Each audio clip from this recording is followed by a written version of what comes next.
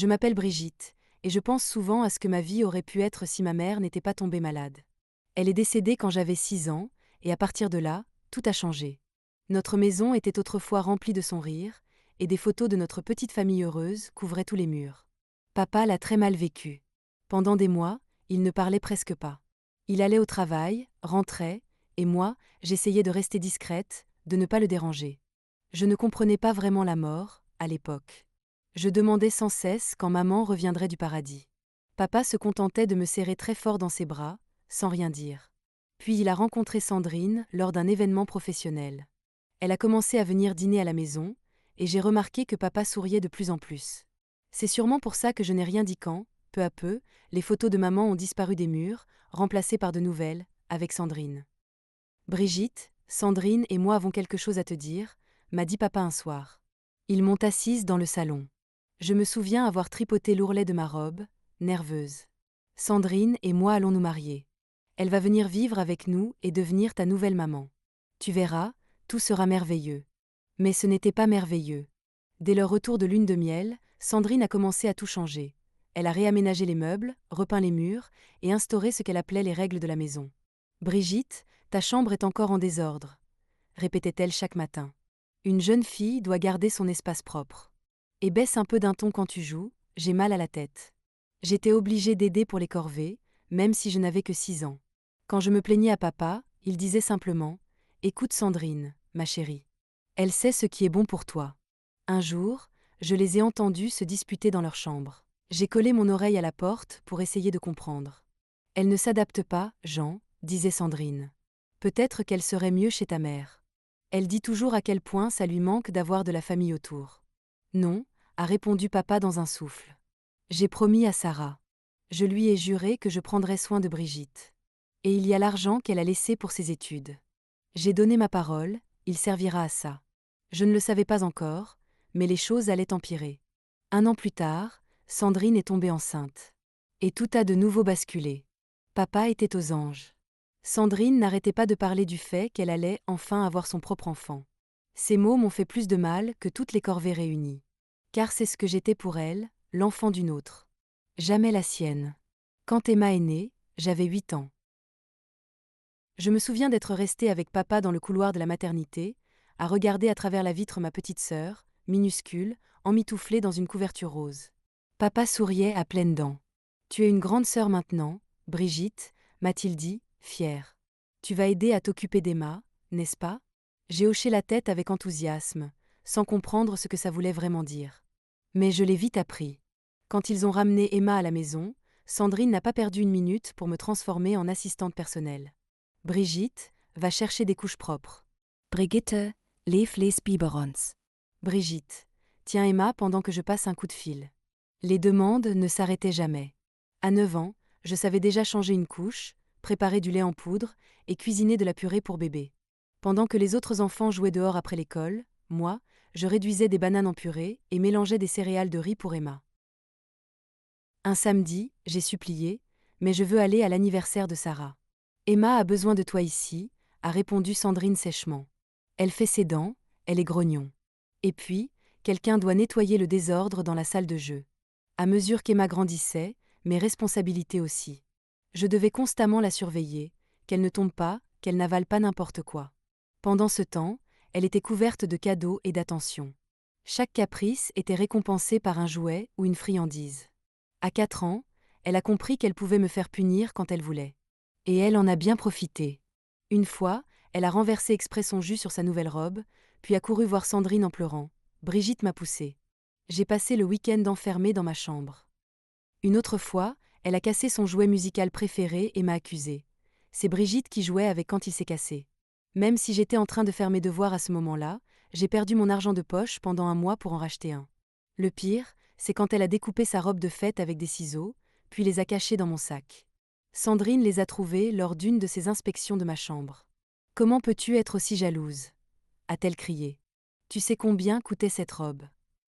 J'ai essayé de m'expliquer, mais papa a coupé court. « Va dans ta chambre. On en parlera plus tard. » Emma, elle, me regardait passer avec un sourire narquois. Elle avait bien compris qu'elle pouvait tout se permettre, pendant que moi, je payais pour tout. Ma seule bouffée d'air, c'était Mamie Rose. Chaque week-end chez elle, c'était comme entrer dans un monde où je pouvais enfin être une enfant. Elle vivait dans une petite maison chaleureuse, où l'odeur des cookies sortant du four se mêlait à celle de l'amour inconditionnel. Regarde-moi cette brindille, s'exclamait-elle en empilant des crêpes dans mon assiette. Cette bonne femme te fait courir comme Cendrillon. Chez Mamie, je pouvais rire aussi fort que je voulais. Chez Mamie Rose, je n'avais pas besoin de faire attention à chacun de mes gestes.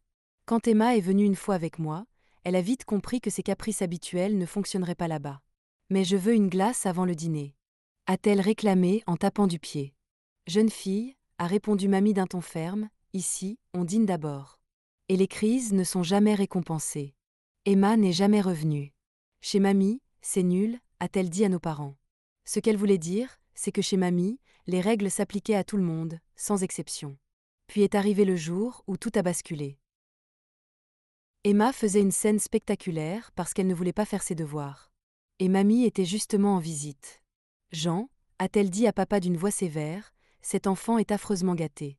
Sandrine, tu dois mieux gérer ça. Tu es en train d'élever une petite tyranne. Le visage de Sandrine est devenu cramoisi. Comment oses-tu critiquer ma façon d'éduquer? Tu n'en as pas le droit. J'en ai tous les droits quand je vois mes petites filles traitées si différemment, a répliqué Mamie sèchement. Regarde ce que tu fais subir à Brigitte. Ce soir-là, j'ai entendu des cris venant du salon. Sandrine pleurait, répétant qu'elle n'accepterait jamais un tel manque de respect. Papa, comme toujours, a pris son parti. Le lendemain, Sandrine a annoncé que nous ne rendrions plus visite à Mamie Rose. C'est pas juste, ai-je protesté. La vie n'est pas juste, a-t-elle rétorqué. Et si je te surprends à essayer de la contacter, tu seras puni jusqu'à l'université. L'université. Ce mot est devenu mon seul espoir. Les années suivantes, je me suis plongée dans les études. Je comptais les jours jusqu'au bac. J'avais entendu papa parler assez souvent de l'argent que maman avait laissé pour mes études. Cet argent, c'était mon billet de sortie. Le jour de la remise des diplômes est enfin arrivé. J'étais encore en toge quand papa et Sandrine m'ont appelé pour une discussion sérieuse. On a décidé de garder cet argent pour les études d'Emma, a commencé papa, évitant mon regard. Le monde s'est arrêté. Quoi? Ta sœur a un avenir très prometteur, ajoutait Sandrine avec son sourire mielleux. Et toi, tu es plus faite pour un métier pratique. Quelque chose s'est brisé en moi. Pour la première fois de ma vie, j'ai hurlé. C'est mon argent. Maman l'a laissé pour moi. Tu lui avais promis, papa. Tu n'es qu'un petit ingrate, a rugi papa, le visage rouge. Après tout ce qu'on a fait pour toi. De Gage. Demain, tu commenceras ta vie d'adulte ailleurs. Je n'ai pas attendu demain. Je suis montée dans ma chambre, j'ai fourré quelques vêtements et affaires essentielles dans mon sac, attrapé une vieille photo de maman que j'avais cachée, et je suis partie. Mon amie Julie m'avait toujours dit que je pourrais rester chez elle si les choses devenaient trop difficiles. Et là, c'était le fond du fond. La vie de serveuse n'était pas ce dont j'avais rêvé après le lycée, mais au moins, ça payait, à peine. J'ai commencé au Petit Délice, un restaurant populaire en centre-ville. Je faisais des doubles shifts dès que possible. Mes pieds me brûlaient chaque soir, et je sentais la frite et la graisse de burger, mais au moins, j'étais libre. Les parents de Julie ont été formidables. Ils m'ont hébergée pendant quelques mois, le temps que je trouve un plan. Mais je savais que je ne pouvais pas m'imposer éternellement. C'est là que j'ai rencontré Marine, une autre serveuse du resto, qui cherchait une coloc. L'appart est minuscule, m'a-t-elle prévenue, et les voisins sont bruyants, mais au moins, c'est pas cher. Elle ne plaisantait pas. Notre studio partagé tenait à peine 2 lits et un canapé. Mais c'était chez nous, et on ne devait de compte à personne. On faisait les mêmes horaires, on partageait les courses, et d'une manière ou d'une autre, on s'en sortait. T'as des projets pour la fac? Me demandait Marine, quand on comptait nos pourboires après la fermeture. Je secouais la tête. Avec le loyer, les factures et la bouffe, je n'arrivais à rien économiser. L'université me semblait être un rêve enterré le soir où j'ai quitté la maison. Et puis, un mardi après-midi ordinaire, mon téléphone a sonné. J'ai failli lâcher la cafetière que je tenais en voyant le numéro. Brigitte, Macquarie. Je t'ai cherché partout. Comment ça se passe, la fac? Ma gorge s'est serrée. Je suis pas à la fac, mamie. Qu'est-ce que tu racontes? Ton père avait mis de côté l'argent de Sarah. Je lui ai tout raconté. La dispute. L'expulsion. Le boulot de serveuse.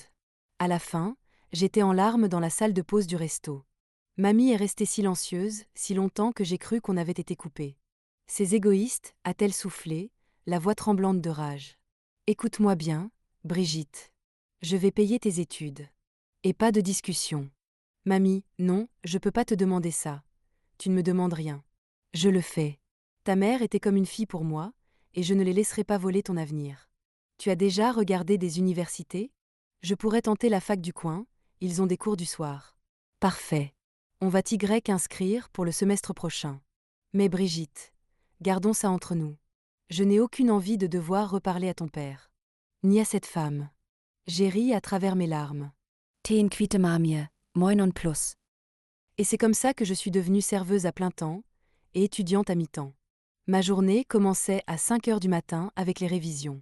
Puis les cours. Ensuite, direction le resto jusqu'à la fermeture. Je rentrais lessivée, les pieds en feu, sentant la frite, pour ouvrir mes bouquins. Tess volle, de Zeit Marine. Tu dors jamais, ou quoi? Le sommeil, c'est pour les faibles, je rigolais en enfilant un troisième café. Mais pour la première fois depuis mon départ, j'avais l'impression d'avancer. Chaque test réussi, chaque devoir rendu, c'était une petite victoire. Pas juste pour moi, mais aussi pour maman. Je n'avais peut-être pas pu utiliser son argent, mais j'allais quand même réussir. Je poursuivais encore les études que maman avait toujours rêvé pour moi. Et le meilleur dans tout ça, personne dans ma famille ne le savait. Ils m'imaginaient probablement encore en train de servir des burgers, coincé dans une vie sans avenir. Qu'ils le pensent. J'en avais fini d'essayer de prouver ma valeur à des gens qui ne m'avaient jamais vraiment aimé. J'étais en train de réviser pour mon examen final de gestion quand une notification Facebook a fait apparaître un message d'Emma. Elle y posait en souriant à côté d'une flamboyante Mercedes rouge toute neuve, habillée de vêtements de luxe qui coûtaient sûrement plus que mon loyer mensuel. Regarde ce que maman et papa m'ont offert pour mon anniversaire. Pas que tu t'y connaisses en belle voiture, hein? T'es encore en train de servir des burgers? Ça doit être super marrant de regarder les autres vivre leur meilleure vie pendant que toi tu restes serveuse toute ta vie. La photo suivante montrait sa lettre d'admission à la fac. J'ai été acceptée à la fac d'État. Maman et papa paient tout, les frais, le logement, les repas. Ils m'ont même promis des vacances en Europe pour le printemps. Mais bon, toi t'as au moins des frites gratuites avec ton menu du personnel, non? J'ai regardé mon manuel, puis son message. J'aurais pu lui parler de ma moyenne de 3,9/4, de mon diplôme avec mention qui arrivait à grands pas. Mais non. J'ai simplement cliqué sur « Bloquer ». Et je suis retournée étudier. 3 semaines plus tard, je suis montée sur scène pour recevoir mon diplôme en gestion. Il n'y avait que Mamie Rose dans le public. Et c'était tout ce dont j'avais besoin. On est allé fêter ça au restaurant, un autre, évidemment. De retour au travail, les choses ont commencé à bouger. Un matin, Monsieur Perrin, le patron, m'a appelé dans son bureau. « Brigitte, on a remarqué ton sérieux. Que dirais-tu de devenir responsable de shift? Tu connais ce resto par cœur, l'équipe te respecte, et maintenant tu as la formation qu'il faut. » Ce n'était que le début. 6 mois plus tard, j'étais promue responsable de salle. Mon salaire a doublé, et j'ai enfin pu quitter le minuscule studio que je partageais avec Marine. Les années ont passé, et j'ai continué à grimper. À 30 ans, je dirigeais tout le restaurant. Le Petit Délice n'était plus juste un resto du centre-ville. Il était devenu l'un des lieux gastronomiques les plus cotés de la ville. Mon nom figurait dans des magazines spécialisés. Mais ma famille, ils pensaient toujours que j'étais juste une serveuse. Mon nouvel appartement se trouvait dans une de ces tours luxueuses du centre, avec de grandes baies vitrées et une vue imprenable sur la ville. Chaque matin, je buvais mon café devant le lever du soleil, en repensant à cet ado paniqué qui avait fui la maison avec juste un sac à dos. Un lundi matin tranquille, j'ai reçu un message Facebook de Madame Robert, notre ancienne voisine. Elle faisait partie des rares personnes de mon passé à m'avoir toujours traitée avec gentillesse. À l'époque, elle me glissait des biscuits quand Sandrine était particulièrement dure, et m'avait même aidé à cacher l'album photo de maman quand Sandrine voulait le jeter. Brigitte, ma chérie. Je pensais que tu devrais savoir, Emma est sur le point d'être diplômée, et elle prépare un sale coup. Elle a réservé une table au Petit Délice. Elle sait que tu travailles là. Elle dit à tout le monde que ce sera hilarant de te voir servir sa table. Elle a invité ses copines snobinardes, même certains anciens voisins. Elle répète qu'elle va leur montrer à quel point tu es un échec. Je voulais juste que tu sois au courant. Je me suis reculée dans mon fauteuil en cuir, et j'ai observé la salle à travers la vitre sans teint. Le service du midi venait de commencer, et mon équipe bien rodée se déplaçait avec une précision parfaite, comme une chorégraphie fluide. Un sourire lent s'est dessiné sur mon visage. J'ai ouvert le système de réservation du resto. Et bingo! Emma Wilson, 15 personnes, samedi 19h, fête de fin d'études. Avec en note spéciale, meilleure table, prix sans importance. Mes doigts ont hésité sur le clavier. Je pouva sanar. Un clic, et leur résa disparaissait. Je pouvais aussi demander à Janet d'appeler avec un prétexte, une fuite d'eau, une double réservation. Mais j'ai eu une meilleure idée. J'ai décroché mon téléphone et appelé mamie. Elle a répondu dès la deuxième sonnerie. Elle devait être dans son jardin. Elle gardait toujours son portable près d'elle en s'occupant de ses rosiers. Tu ne devineras jamais qui vient dîner dans MON Restaurant, ai-je dit. Qui? Emma. Et papa. Et Sandrine. Ils viennent fêter son diplôme. Elle a choisi exprès ce resto pour me faire honte. Madame Robert vient de m'avertir. La voix de mamie s'est durcie. Annulé. Tu n'as pas besoin de cette négativité dans ta vie, Brigitte. Ils t'ont déjà assez blessée. Je n'ai pas pu m'empêcher de sourire en regardant le cadre accroché au mur, femme d'affaires de l'année. J'ai une meilleure idée. Et si tu venais dîner ce soir-là? Je te donnerai la meilleure table, juste derrière la colonne de marbre près du mur d'eau. Tu pourras tout voir, mais eux ne te verront pas. Il y a eu un silence. Puis ce rire espiègle que mamie avait toujours quand elle était complice de mes bêtises d'enfant. Oh, petite maligne. Compte sur moi. Je mets mes perles pour l'occasion. Parfait. Et je demande à Carlos de te faire ton fondant au chocolat préféré. Il travaille sur une nouvelle version avec un coulis de framboises. Je prendrai la sauce que tu avais adorée la dernière fois. Lanka mami en riant. Et j'apporte mon appareil photo. Ça va être mieux que toutes ces émissions de télé-réalité que tu regardais avant, plaisanta-t-elle encore. Une fois raccrochée, j'ai appelé mon assistante. Janet, libère mon planning pour samedi soir prochain, et informe l'équipe que je m'occuperai personnellement d'une table spéciale. Bien sûr, mademoiselle Wilson. Autre chose? Je souris en faisant glisser mon doigt le long du cadre de mon diplôme en gestion d'entreprise. Oui. Assure-toi que notre meilleur champagne est bien frais, et demande à Miguel de préparer ses fameux amuse-bouches au caviar. J'ai le pressentiment que ce sera une soirée mémorable. En regardant à nouveau la salle de mon restaurant, une pensée s'est imposée. C'était parfait. Emma avait toujours adoré ces petits jeux de pouvoir, ces tentatives pour me ridiculiser. Mais cette fois, elle mettait les pieds chez moi. Et j'étais prête. Le samedi soir est arrivé. Le restaurant bourdonnait de l'énergie habituelle du week-end. Depuis mon bureau, j'ai vu le groupe d'Emma arriver. Elle portait une robe de créateur probablement plus chère que le salaire mensuel moyen. Sandrine arborait son maquillage trop voyant habituel, et papa paraissait plus vieux que dans mes souvenirs. Le tout entouré des amis snobs d'Emma, tirés à 4 épingles. J'ai croisé le regard de mamie à sa table discrète, derrière la colonne de marbre. Elle faisait semblant de lire le menu, mais observait tout. Quand je suis passée, elle m'a discrètement fait un clin d'œil. « Excusez-moi. » La voix forte d'Emma résonna dans tout le restaurant. J'avais spécifiquement demandé que ce soit ma sœur Brigitte qui nous serve. Elle est où? Je lissai ma veste de tailleur ajustée et m'avançai vers leur table. Le visage d'Emma s'illumina d'un éclat malveillant. « Oh mon Dieu! Tout le monde, je vous présente ma sœur. Celle dont je vous parlais. » dit-elle en me désignant comme une bête de foire.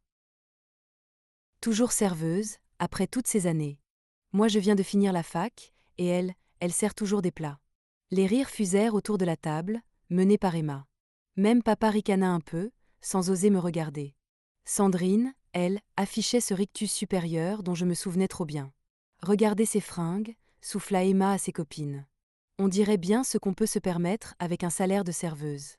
Je restais là, droite, dans mon costume Armani, les laissant rire. L'ironie était délicieuse. « Que puis-je vous servir ce soir ?» demandai-je d'un ton parfaitement professionnel. Emma prit le menu et feignit de réfléchir. « Puisque tu demandes. Je vais prendre le homard thermidor. » Oh, attends. Elle leva les yeux avec un faux air inquiet. « Tu sais ce que c'est, au moins? Tu peux te le permettre ?» Ses amis éclatèrent de rire, bien que certaines commençaient à paraître gênées. Et après le dîner, continua Emma, sa voix dégoulinant de mépris, je veux que tu fasses la vaisselle toi-même. Je te laisserai un petit pourboire. Peut-être que tu pourras t'acheter des vêtements potables pour une fois. Je vis mamie serrer si fort le bord de sa table que ses jointures blanchirent. Certains invités chuchotaient entre eux, visiblement mal à l'aise face au comportement d'Emma. Puis Sandrine prit enfin la parole, d'une voix glaciale. Vraiment, Brigitte, tu devrais être reconnaissante. Emma a choisi ton établissement pour célébrer ce moment si important. Je suis d'ailleurs surprise qu'on t'ait embauchée dans un endroit aussi chic. Je souris sans ciller. En fait, dis-je calmement, je ne pourrai ni prendre votre commande, ni faire la vaisselle ce soir. Le visage d'Emma s'assombrit. Comment ça, tu ne peux pas? Je veux parler au gérant, tout de suite. Je vais te faire virer. Ce ne sera pas nécessaire, répondis-je toujours posément. Le gérant est déjà là. Ah bon? Et où est-il? Cracha-t-elle en tournant la tête dans tous les sens. C'est moi. Le silence tomba sur la table comme un couperet. Emma ouvrait et refermait la bouche comme un poisson hors de l'eau. Papa avait blêmi. Sandrine faisait une tête comme si elle venait d'avaler un citron. C'est impossible, balbutia Emma. Et là, une voix familière retentit. Elle n'est pas juste la gérante. Elle possède 30% du restaurant. Mamie Rose s'était levée de sa table, marchant d'un pas assuré, ses talons claquant sur le marbre. Le regard qu'elle lança à papa aurait pu geler l'enfer lui-même. Pendant que tu gâtais une fille et détruisais l'autre, j'ai payé les études de Brigitte. Elle travaillait ici comme serveuse le jour et étudiait la gestion le soir. Chaque succès qu'elle a, elle l'a mérité. Emma bondit de sa chaise, le visage écarlate. C'est pas juste. C'est faux. Non, trancha mamie, implacable. C'est une femme d'affaires accomplie, copropriétaire de l'un des restaurants les plus prestigieux de la ville.